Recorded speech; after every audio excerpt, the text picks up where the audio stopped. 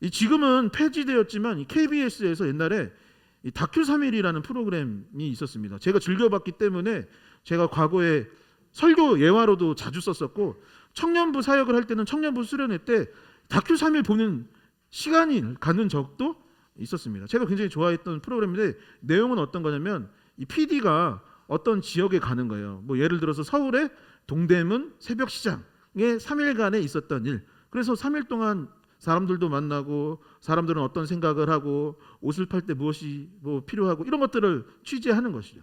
아니면 사회적 이슈가 있으면 그 이슈가 있는 곳에 가서 사람들의 마음은 어떤지, 그리고 어떤 일들이 일어나는지를 취재하는 것이 다큐 3일이라는 것입니다.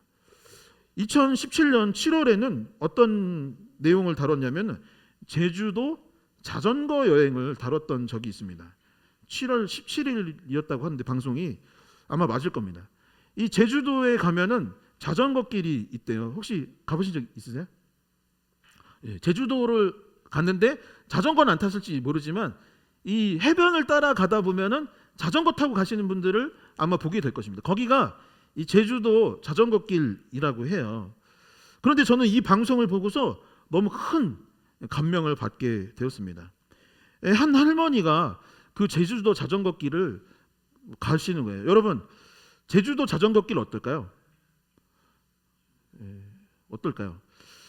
제가 인천에서 자전거를 가끔 탑니다. 이제 봄이 됐기 때문에 또 탈 거예요. 작년에 3월에였나? 5월이었나? 자전거 타고 최성현 형제 집에 가다가 자빠져가지고 팔목이 부러진 적이 있었는데, 제가 올해 자전거를 탈까요, 안 탈까요? 팔목이 부러졌어도 자전거를 탈 겁니다. 왜 그러냐면 제가 이 다큐 3일을 봤었기 때문에 제가 다시 도전을 할 계획이에요. 인천에서도 자전거를 타고 돌아다닐 때 너무 힘이 듭니다. 왜냐면 여기 연수구나 여기 송도 신도시 같은 경우는 매립지다 보니까 다 평지인데, 인천의 원래 지역은 어때요? 저희 학교는 교회 뒤만 봐도 저희 산이고 언덕이 굉장히 많아서 오르락 내리락 하는 것이 굉장히 힘듭니다. 근데 제주도도 제가 봤을 때 못지 않은 거예요. 그 이상일 가능성이 높죠. 왜냐하면 화산 폭발로 생긴 섬이다 보니까 언덕도 많고 평지 지역은 아닌 것이죠. 그런데 한 할머니가 이 자전거 길을 자전거 타고 다니시는 거예요.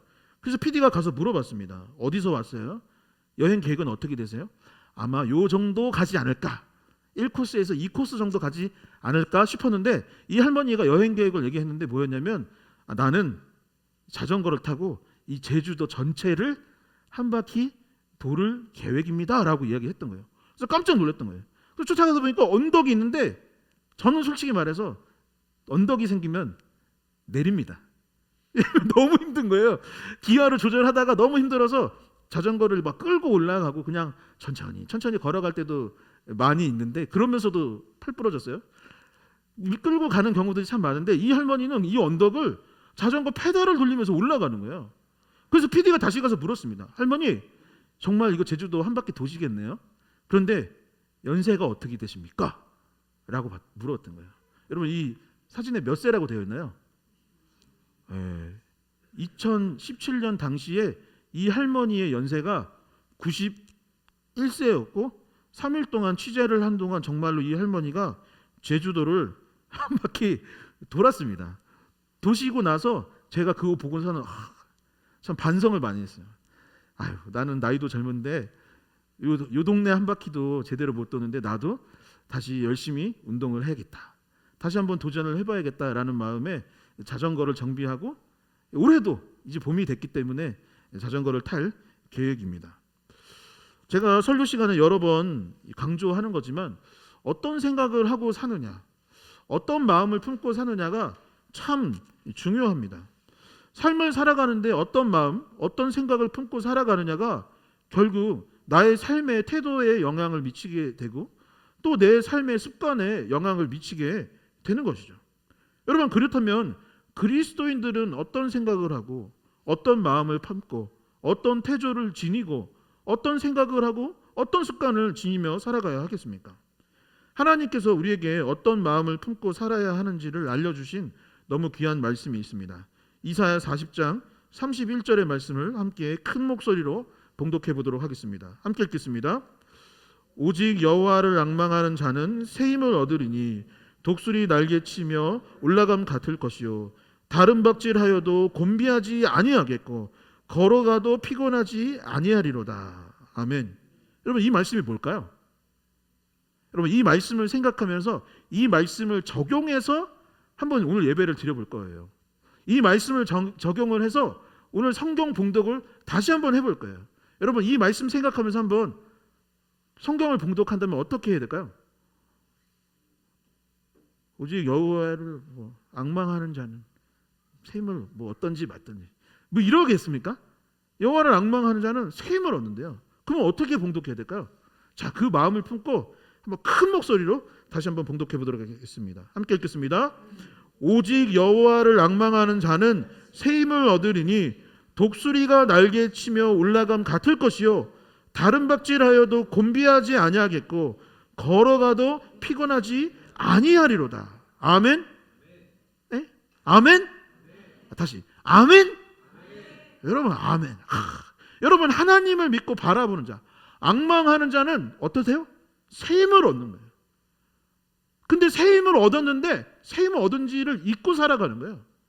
예배를 드릴 때 자꾸 그것을 잊어버리는 거죠. 그러나 하나님을 앙망하는 자는 새 힘을 얻을 것이고 독수리가 날개치며 올라갈 때 어떻게 올라가나요?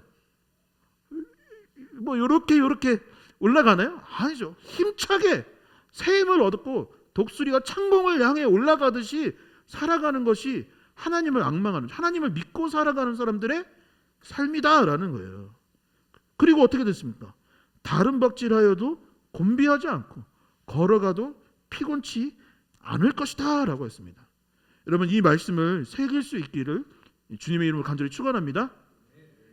축원합니다. 이 말씀을 믿고 새 힘을 얻을 수 있기를 간절히 축원합니다. 예배를 드릴 때도 전심을 다해서 예배를 드리고 하나님께서 주신 나의 직업이나 일을 할 때도 최선을 다하고 새 힘을 얻어서 창공을 올라가는 독수리와 같이 멋지게 승리하는 그런 하나님의 자녀들이 될 수 있기를 주님의 이름으로 간절히 축원합니다. 이 부활절을 앞두고 부활절의 40일 전부터 사순절이라고 우리는 부릅니다. 이 돌아오는 수요일이 제의 수요일이고 그 다음 주 주일이 9일이죠. 9일 날은 사순절 제1주 첫째 주라고 부릅니다. 그리고 이 사순절은 예수 그리스도의 십자가를 묵상하며 경건한 생활을 하는 것이요 더불어 전통에 의하면 매일 성경을 열심히 읽고 묵상하는 기간이 바로 사순절 기간입니다. 그러다 보니 또 금식을 하기도 하고 절식을 하면서 삶에 이제 불필요한 것들을 절제하는 시간이기도 한 것이죠. 그리고 예수 그리스도의 십자가를 더욱더 깊이 묵상하는 것입니다. 그런데 제가 여러분들에게 물어보고 싶은 게 있어요.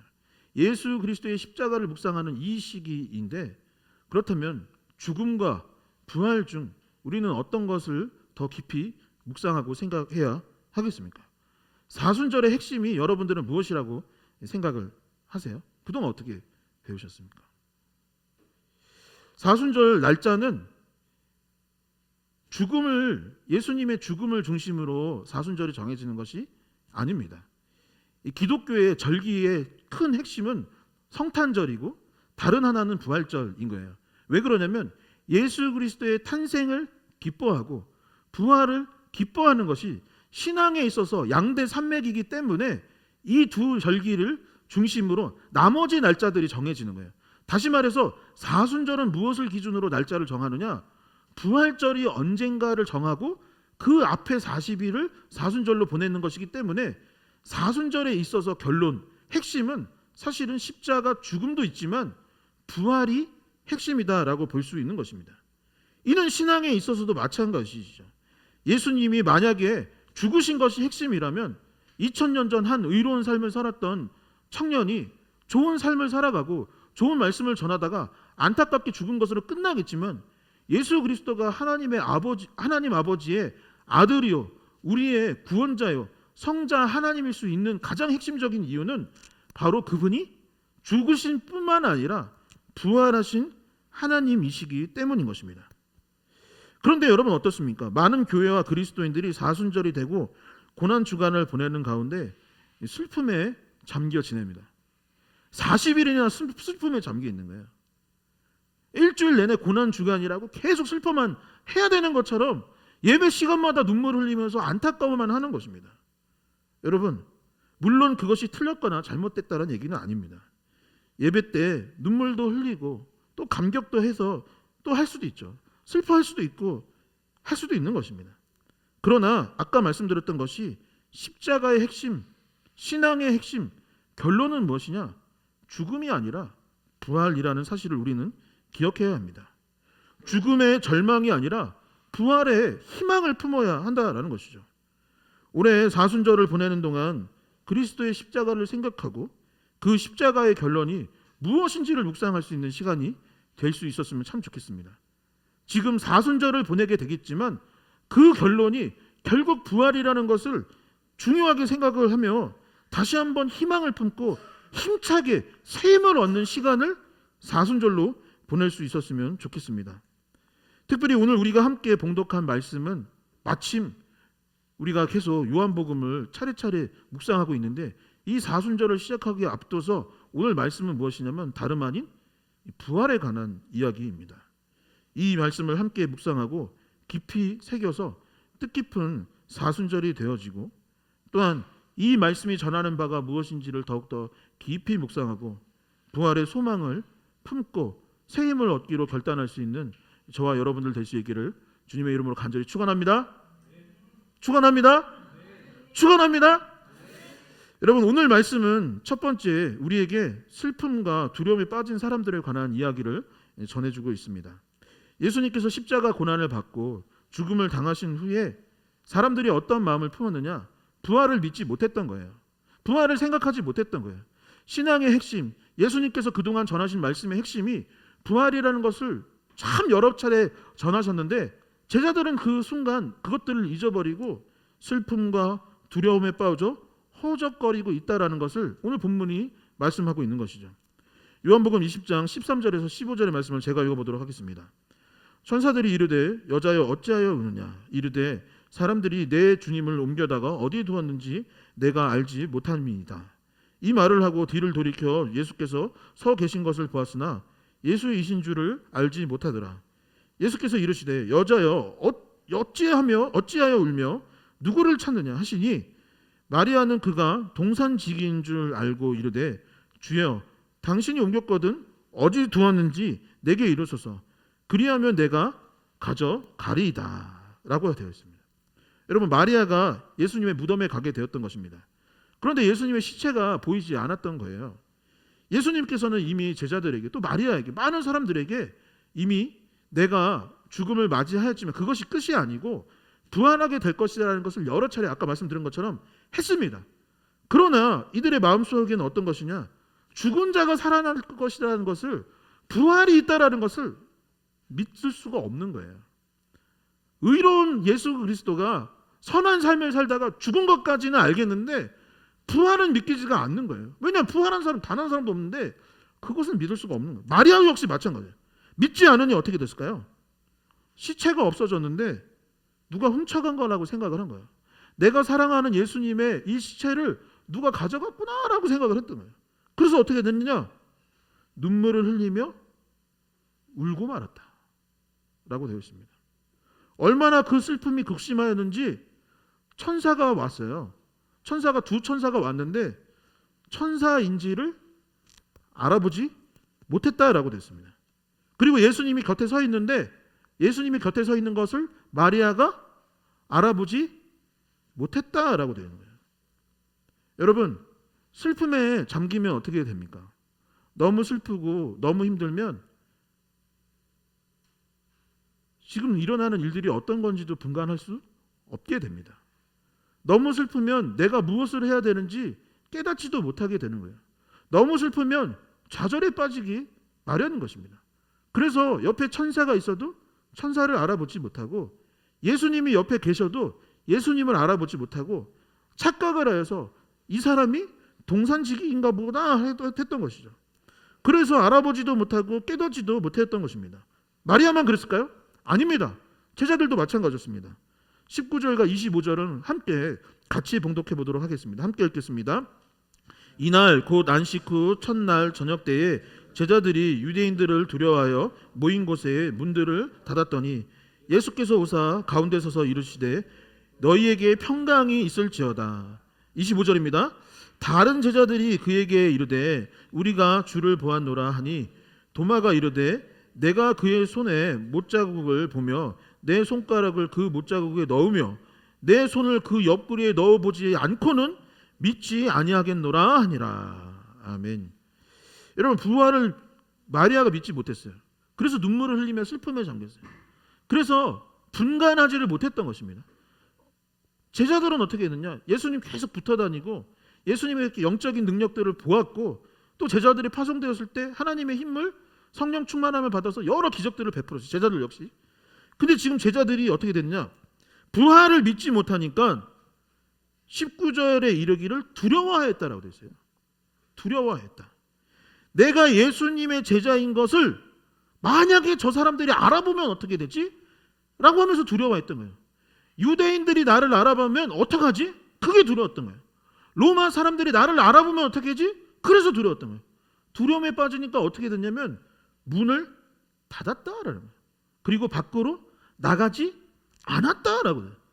그 위에 예수님이 제자들을 만나 주셨어요. 그래서 제자들이 예수님의 부활을 믿기 시작했습니다. 근데 그 자리에 도마는 없었던 것입니다. 도마가 없어서 믿지 못하였다라고 해요. 도마가 없었는데 믿지 못했다. 도마가 그 자리에 없었고 제자들이 예수님의 부활을 목격한 후에 도마를 찾아가서 야 진짜 예수님 부활하셨어? 라고 했는데 도마도 두려움에 빠지니까 사람 말을 지금 믿어요 안 믿어요? 안 믿는 거예요. 부활을 안 믿으면 교회에서 하는 말이 믿겨지지가 않는 겁니다. 성경 공부를 하는데 믿겨지지가 않는 거예요. 옆에 있는 동료들이 하는 말을 믿을 수가 없는 겁니다. 사람들이 누가 간증을 해도 에이 그냥 우연의 일치지. 교회에서 어떻게 그런 일들이 일어나? 예수 믿는다고 그런 일들이 일어나면 야 말도 안 되는 거예요. 절대 일어날 수 없어. 도마는 사람들 내 동료의 말도 믿지 않았고 예수님도 믿을 수 없었던 것입니다. 정리하자면 무엇이냐? 부활을 묵상하지 않고 부활을 믿지 않는 그리스도인들은 어떻게 되느냐? 예수님의 부활을 믿지 못하면 슬픔에 잠기는 것입니다. 예수 그리스도의 부활을 믿지 못하면 두려움이 생기는 것이에요. 그래서 문을 닫아버리게 되는 것이고 가까이 있는 사람도 믿지 못하고 의심 가운데 살아가게 되는 것이죠. 즉 마음의 병이 생기고 좌절에 빠질 수밖에 없는 것입니다. 두 번째, 오늘 본문은 예수님의 부활이 곧 나의 부활, 우리의 부활임을 기록하고 있습니다. 예수님의 부활이 예수님만의 부활이 아니라 저와 여러분들의 부활이요, 리얼러브 교회의 부활이요, 예수 그리스도의 복음을 믿는 모든 교회와 성도들이 곧 부활을 경험하게 됨을 의미하고 있는 것이죠. 이 사람들이 살아가다 보면은 어려움을 겪기 마련입니다. 얼마 전에 재균 형제랑 제가 이제 여기 근처 도서관에 있는데 재균 형제가 왔었어요. 우리가 같이 걸으면서 무슨 얘기했냐면 믿는 사람이나 안 믿는 사람이나 어려움이 있는 것 같아요. 목사님도 어려운 일 있죠? 저도 어려운 일 있습니다. 또 재균 형제 어려운 일 있나요? 저도 어려운 일이 참 많았던 것 같습니다. 믿는 사람이나 믿지 않는 사람이나 다 어려움이 있는 것이죠. 건강하면 좋겠는데 그렇지 못할 때가 있습니다. 돈이 많았으면 좋겠죠. 근데 경제적인 어려움이 찾아올 때가 있습니다. 사람들과의 관계에 있어서 오해가 생겨서 그 사람들과의 그 사이가 멀어지고 망가지는 경우들도 있습니다. 그런데 사람에게 있어서 이보다 더 큰 문제가 있는 거예요. 절대 극복할 수 없는 문제. 방금 전에 말했던 건 사실 저는 극복할 수 있는 문제라고 생각해요. 건강이 안 좋으면 병원 가든가 아니면 운동하든가 여러 가지 극복할 수 있는 방법들이 있지 않습니까? 뭐 열심히 지내든가 뭐 도전하든가 해서 어쨌든 해결할 방법들을 마련할 수 있습니다. 그런데 인생에 있어서 인류에게 있어서 절대 극복할 수 없는 문제가 한 가지인데 그것은 무엇이냐면 죽음이라는 거죠. 사실은 죽음이 두려워서 다른 것들이 더 크게 느껴지는 거죠. 죽음이 두려우니까 건강이 약해지는 게 두려운 것이죠. 돈이 없어서 이렇게 하다가 내가 죽게 될 것이 걱정스러운 것이죠. 다시 말해 결국 결론은 무엇이냐? 인간에게 있어서 가장 두려운 일은 무엇이냐? 결국 죽음이라는 것이고 이 죽음은 절대 극복할 수 없는 문제, 죽음의 문제는 해결할 수 없다라는 것입니다.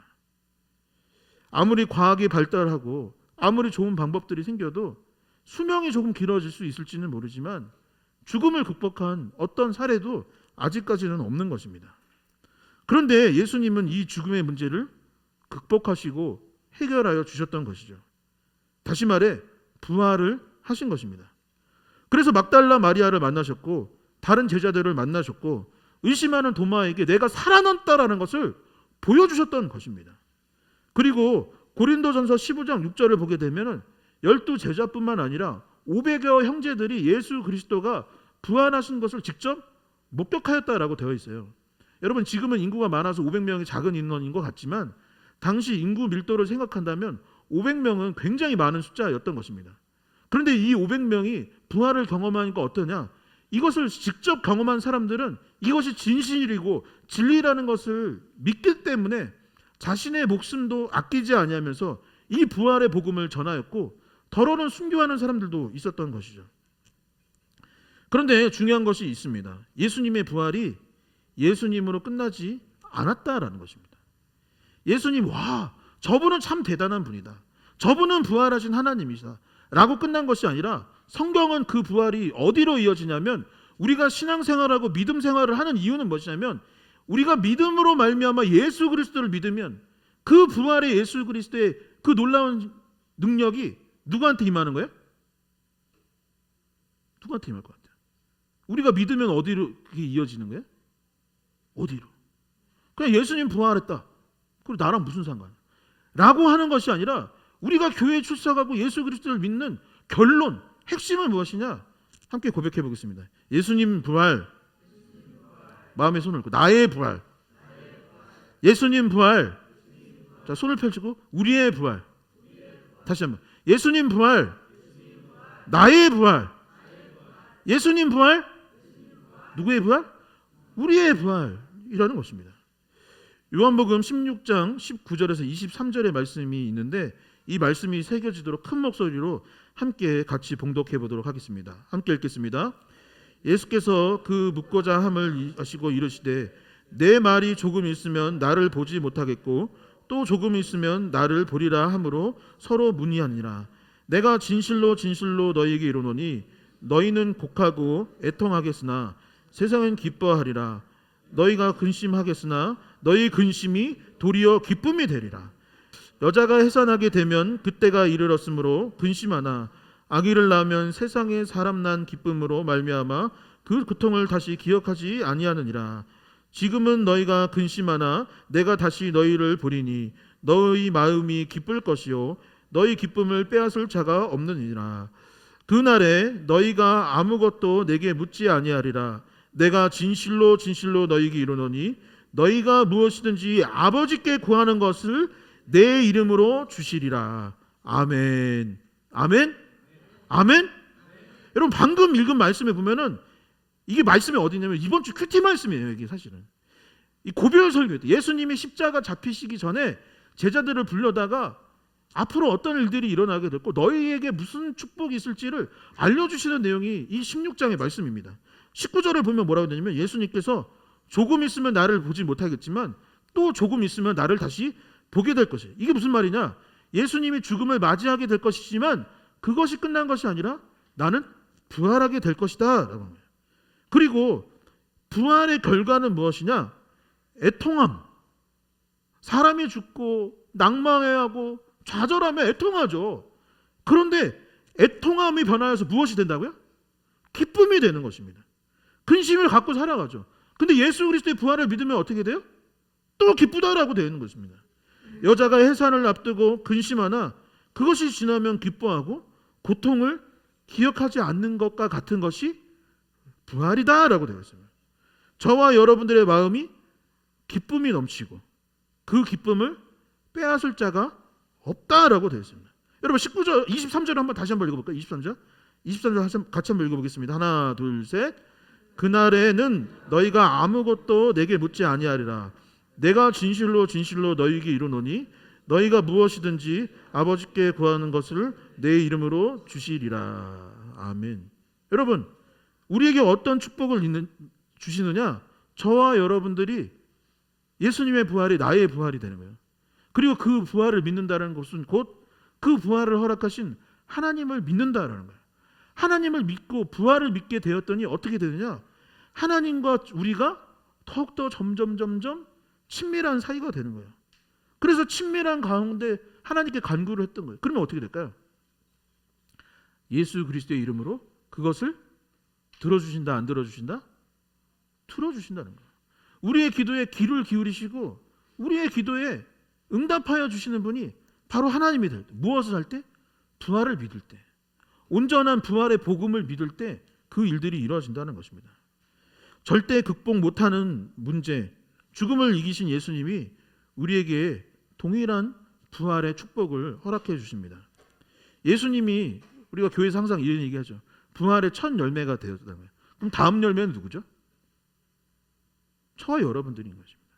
예수님이 부활하신 것을 보고 부활의 첫 열매가 되셨고 우리는 그 다음 부활의 열매들이 되는 것입니다. 나의 부활, 우리의 부활이 되는 것이죠. 결국 그러니 여러분 죽어요, 안 죽어요? 육신은 잠시 흙으로 돌아갈지 모르지만 죽어요, 안 죽어요? 여러분 이거에 안 믿어지면 새가족 교육부터 다시 시작해야 되는 거예요. 저리로 가서 교회 학교부터 다시 시작해야 돼요. 여러분 우리가 죽어요, 안 죽어요? 안 죽어요. 안 죽는 겁니다. 죽지 않는 것입니다. 우리는 하나님 나라의 영원한 생명, 영원한 시민권을 가진 사람들입니다. 그리고 살아가는 동안 부활을 믿고 살아가니까 나의 삶 가운데 부활이 있다라는 확신을 갖고 사니까 여러분 어떻게 해요? 죽음의 두려움이 사라져야 되는 것입니다. 내가 안 죽을 것을 알면은 부활의 두려움, 죽음의 두려움이 사라지고 죽음이 두렵지 않아요.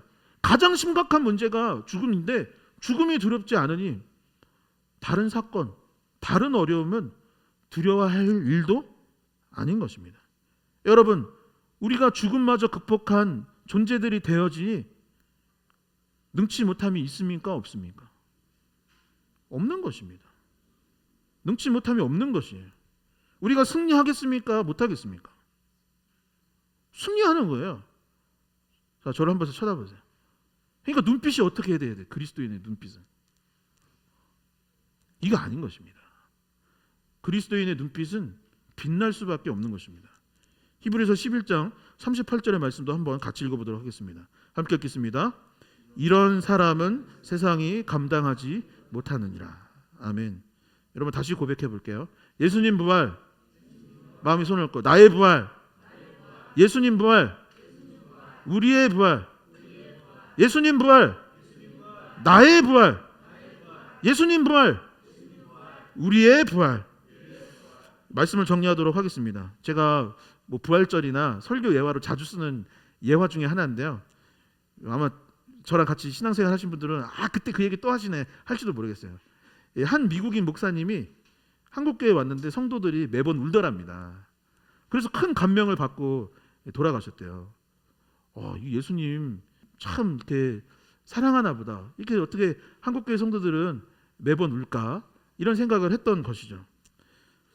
그런데 이 목사님이 다음에 또 한국교회에 왔대요.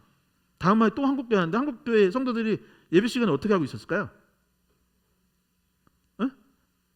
또 울고 있다라는 겁니다.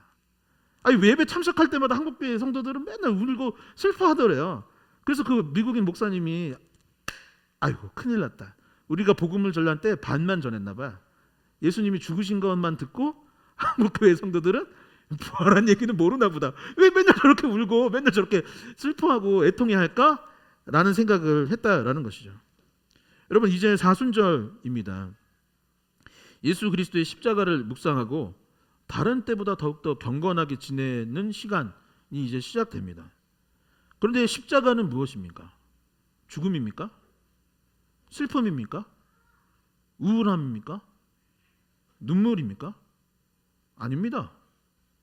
예수 그리스도의 십자가의 결론은 부활이요, 기쁨이요, 승리함이요, 도전, 부흥인 것입니다.